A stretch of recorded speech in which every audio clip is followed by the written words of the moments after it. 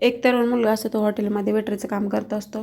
तर त्याचे मित्र असतात. तर मित्रांना तो म्हणतो की एखादी मुलगी असली तर बघा मला गर्लफ्रेंड. तर तो मित्र काय करतात, मग मित्राची गर्लफ्रेंड असते ना, तिची मैत्रीण असते. तर मग त्यांची ओळख करून देतात, त्या दोघांची ओळख होते. असं भरपूर दिवस चालतात. मग त्यांचं प्रेम वगैरे होतं. त्यानंतर मग एक दिवस काय होतं, तो रूमच्या बाहेर भोंगळा पळायला लागतो. तर काय होतं त्याच्याबरोबर, काय आहे पूर्ण स्टोरी, कुठे घडली घटना, ते बघण्यासाठी आपल्या चॅनल सबस्क्राईब नक्की करा मित्रांनो. लाईक करा, सपोर्ट करा मला. तर आजची घटना आहे नागपूरमधली. तर हा जो वेटर असतो, जो तरुण एका हॉटेलमध्ये काम करत असतो. तर त्याच्या मित्रांना असतात गर्लफ्रेंड, सगळ्यांना, त्याला नसते. तो मित्रांना सांगतो की मला एखादी गर्लफ्रेंड असली तर पटवून दे. तर मग त्याचा जो मित्र असतो, त्याची गर्लफ्रेंड असते ना, तिची मैत्रीण असते. तर ही असते तरुणी नीटची तयारी करत असते.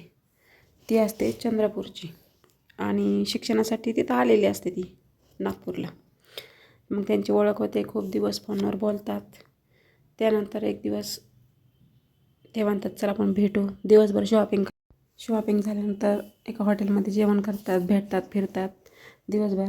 संध्याकाळचे 11 वाजतात. मग तिथे जवळचं ओय हॉटेल असतं, तिथं बुक करतात. तिथं दोघंजणं जातात, रूम बुक करतात. मग त्यानंतर जे करायचं ते करतात. तर अचानक तरुणी पहाटे म्हणते की मला सिगरेट प्यायची इच्छा झाली. पहाटे 5 वाजलेले असतात. तर मग ते बाहेर गाडी असते त्यांच्याकडं, ते बाहेर जातात, एका टपरीवर सिगरेट घेतात, ड्रिंक घेतात. त्यानंतर परत रूमवर येतात.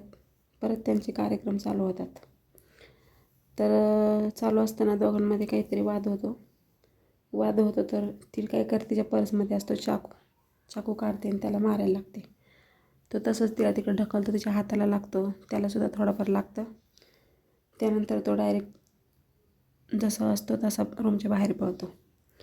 तर हॉटेलवाले ते उठतात, दोघांना हॉस्पिटलला घेऊन जातात. पोलीस केस होते. पोलिस दोघांची चौकशी करतात. ते भांडण कशावरून झालं काय ते कळलंच नाही, पण पोलीस चौकशी करत आहेत मित्रांनो.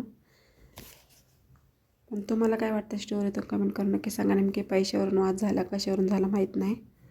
पोलीस तपास करतच आहेत. पण अशा घटना खूप घडत आहेत, त्यामुळे सर्वांनी काळजी घेतली पाहिजे. आणि अशा गोष्टींमध्ये कोणी पडू नका,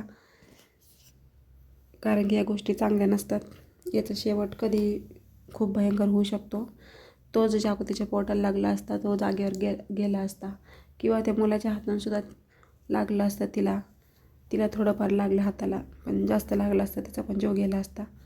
तर अशा घटना घडतात. मुलांना आईवडिलांनी एवढं विश्वासानं तुम्हाला शिक्षणासाठी पाठवलं आहे, तर शिक्षणच केलं पाहिजे, असल्या गोष्टीत पडलं नाही पाहिजे.